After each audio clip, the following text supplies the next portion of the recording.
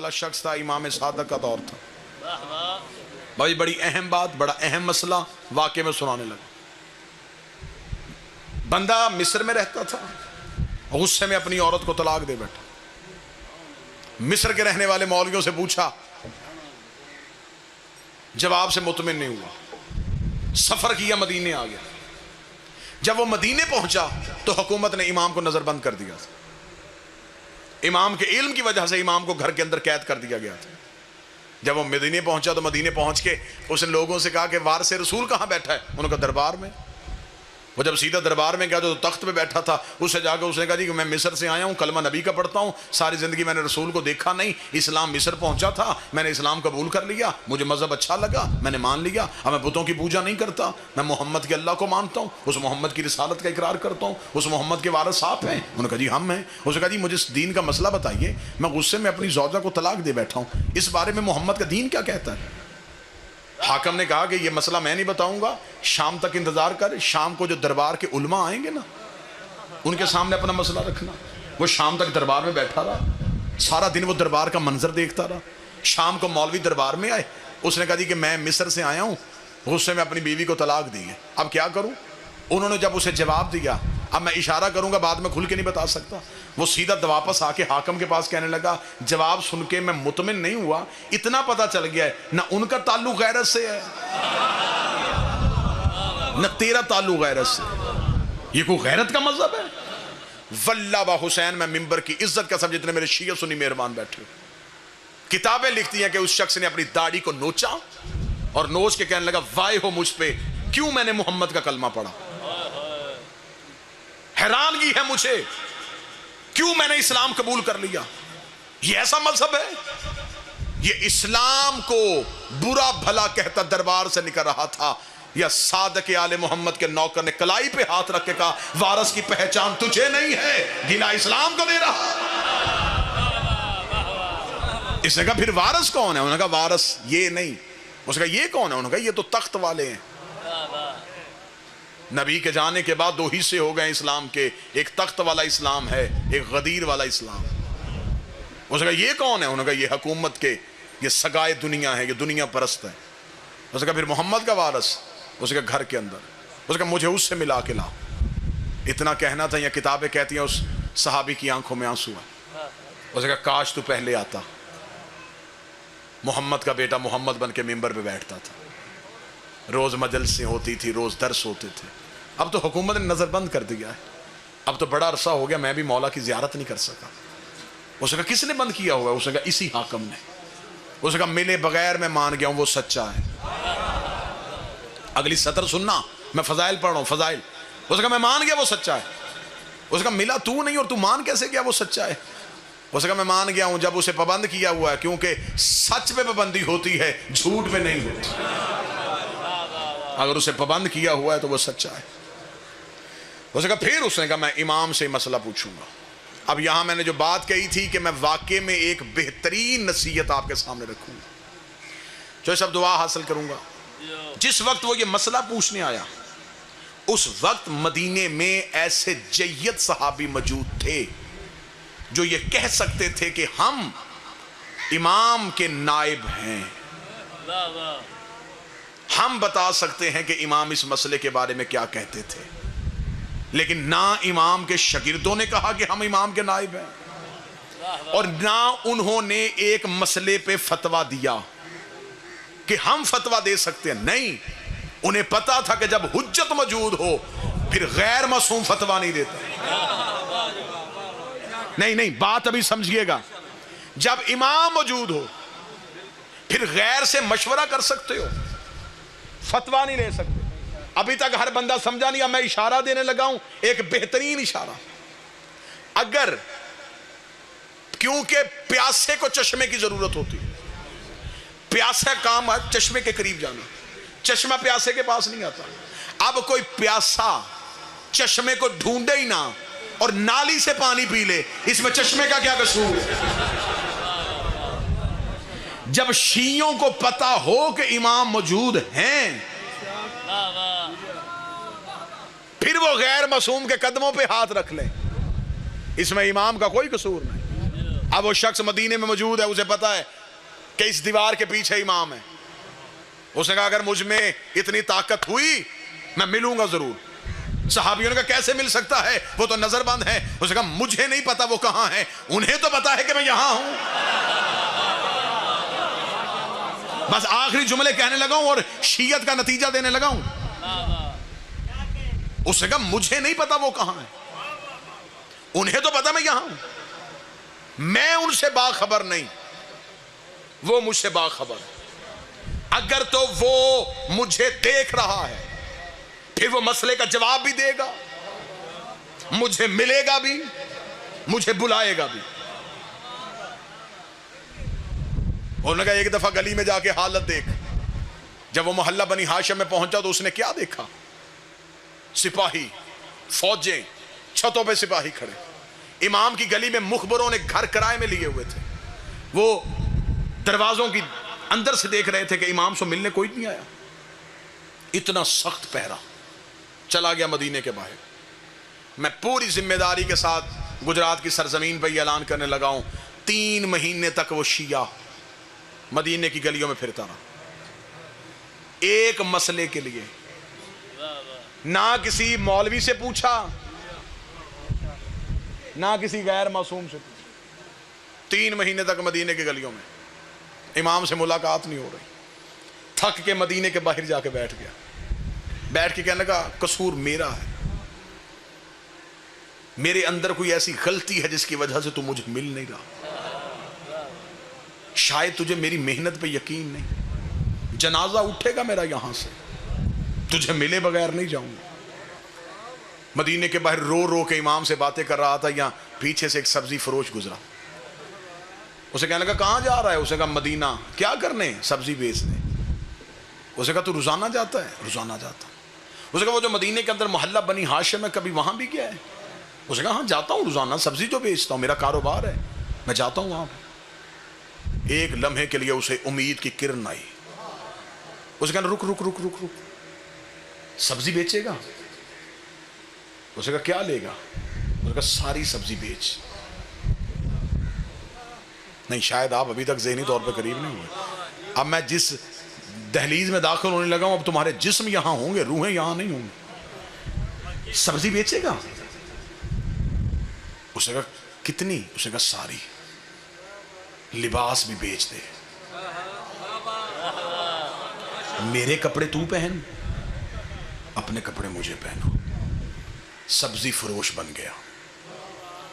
Sir पे रखी सब्जी की टोकरी, सब्जी फरोश बन के मदीने में दाखिल हुआ। मेरा बादशाह हुसैन मेरे लफ्ज़ों में इतनी ताकत दे देना कि ये लफ्ज़ तुम्हारे दिलों में उतरें और एक बंदा मजमे से चेहरे में चमक लेके आंखों में विलायत की मुस्कुराहट के साथ यहाँ पे जवाब दे दे कितना अच्छा शिया था, इमाम की मोहब्बत में सब्जी फरोश बन गया, ज़मीर फरोश नहीं बना। हाय हाय हाय, मोहब्बत मौला में रूप बदल गई।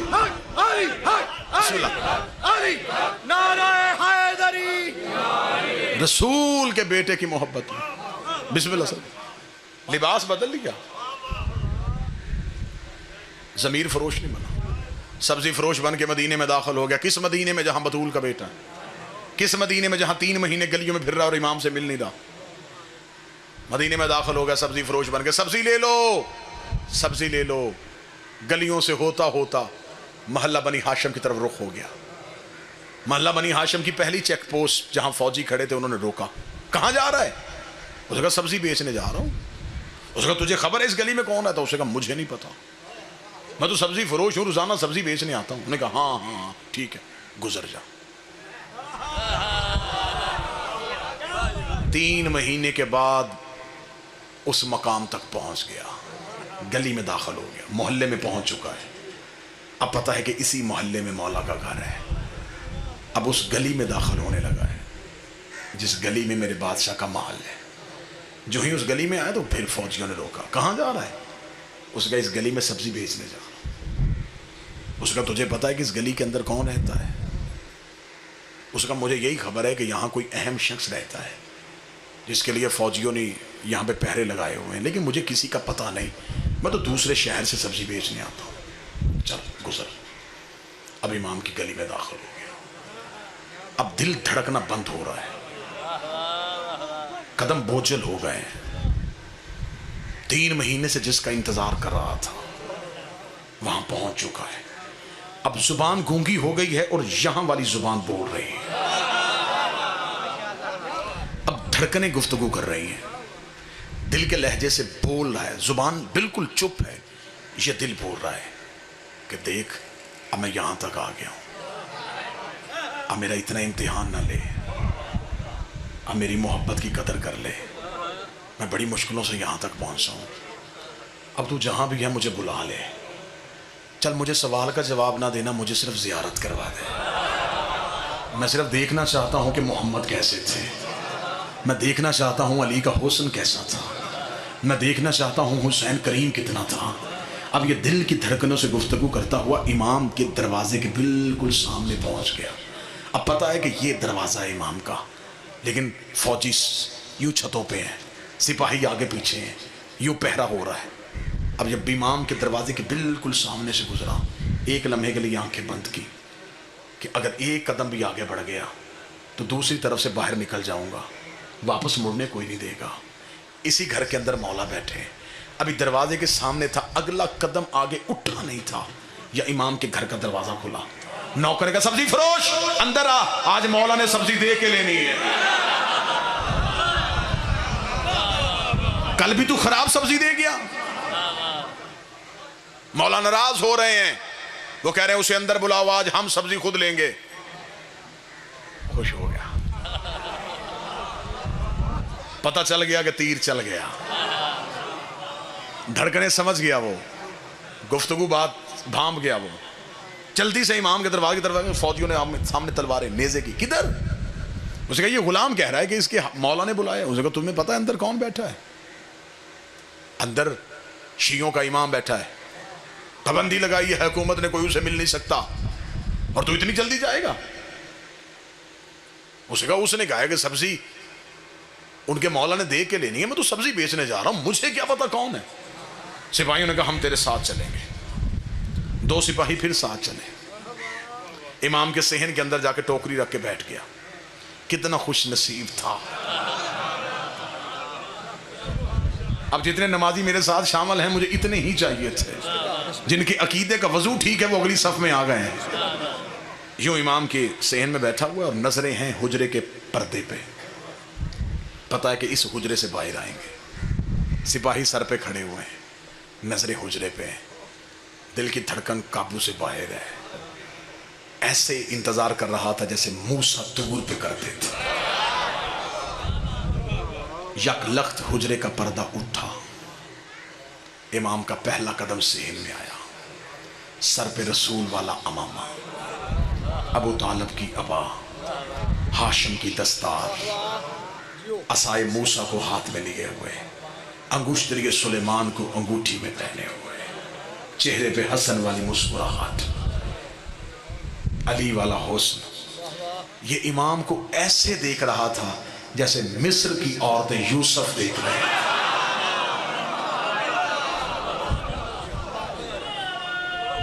बिस्मिल्लाह। अगले ही लम्हे में महताबे इमामत इसके पहलू में आ गया। इमाम इसके करीब आके बैठ गए, खुशबुए विलायत को इसने सूंघना शुरू किया।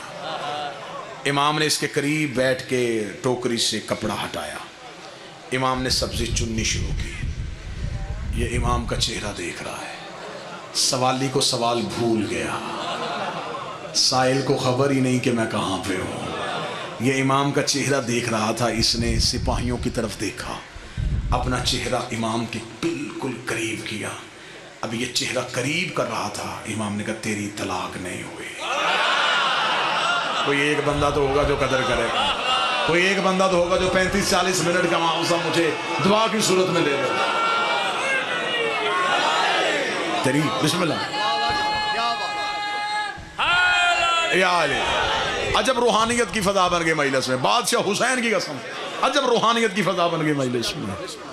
इमाम का तेरी तलाक नहीं हुई। बिस्मिल्लाह। इसने आहिस्ता से लहजे में कहा मैंने पूछा तो नहीं। इमाम ने कहा हम सवालों के मोहताज नहीं। इसने यूं सिपाहियों की तरफ देखा कहीं न कहीं शक ना पड़ जाए। इमाम ने कहा मुतमिन हो के बैठ, वो नहीं सुन रहे। हाय हाय हाय।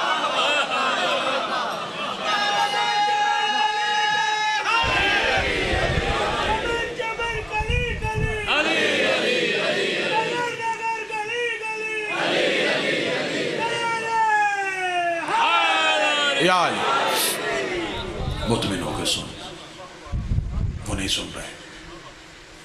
मालिक क्यों? फरमाया हम वही हैं जो मेराज के पर्दे में बोले थे।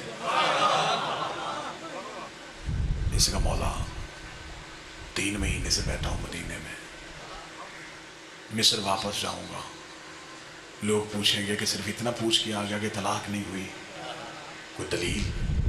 काश वक्त होता इमाम कुरान की आयतें पढ़ते, इमाम नाने की हदीस सुनाते।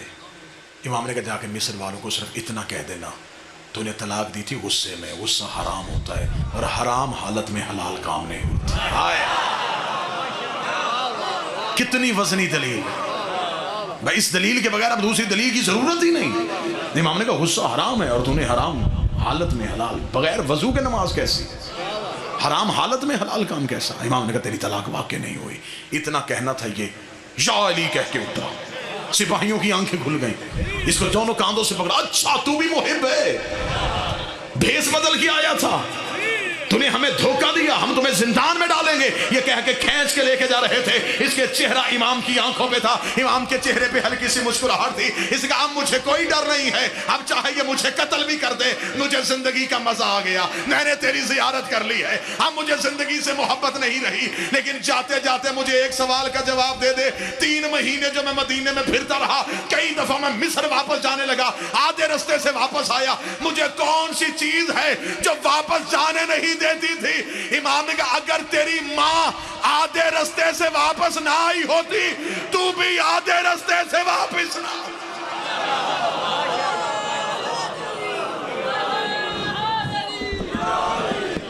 वो भी एक दफा जमाने जहलियत में गुनाह का इरादा लेके घर से निकली थी, आधे रास्ते से वापस पलट आई। इल्म के सारे दर खोलेगा, इसको ज़माना हक बोलेगा।